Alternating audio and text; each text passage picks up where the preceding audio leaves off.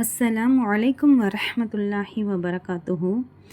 இன்று நாம் பார்க்க போகும் ஹதீஸ் குர்ஆன் மஜ்லிஸின் மகத்துவத்தை பற்றி பேசுகிறது.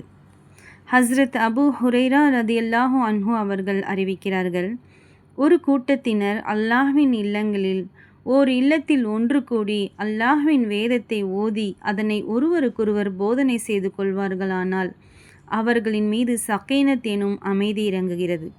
அவர்களை ரஹ்மத் மூடிக்கொள்கிறது. மலக்குகள் அவர்களை சூழ்ந்து கொள்கின்றார்கள்.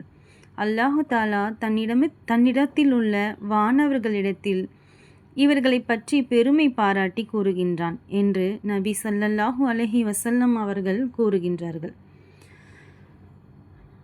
எனவே இந்த குர்ஆனுக்கான ஒன்று கூடுதல் என்பது சாதாரண விஷயம் அல்ல.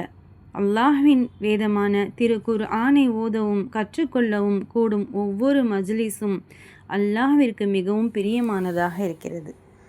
இப்படி ஒன்று கூடுவர்கள் மீது அல்லாஹ்வின் சகீனத் எனும் அமைதி இறங்குகிறது. அல்லாஹ்வின் ரஹ்மத் சூழ்ந்து கொள்கிறது. மலக்குகளும் சூழ்ந்து கொள்கிறார்கள். மலக்குகள் சூழும் பாக்கியமான இடமாக அது மாறுகிறது. அல்லாஹ் அவர்களை பற்றி பெருமை பாராட்டியும் பேசுகின்றான். எனவே அன்பான சகோதரிகளே, குர்ஆன் மஜ்லிஸ் கலந்து கொள்வதை ஒரு சாதாரண விஷயமாக எண்ணாதீர்கள். ஒவ்வொரு நிமிடமும் அல்லாஹ்வின் அருளை, மலக்குகளின் துஆவையும் மன அமைதியையும் பெற்றுத்தரும் ஒரு பொக்கிஷமாகும். அஸ்ஸலாமு அலைக்கும் வரஹ்மத்துல்லாஹி வபரகாத்துஹு.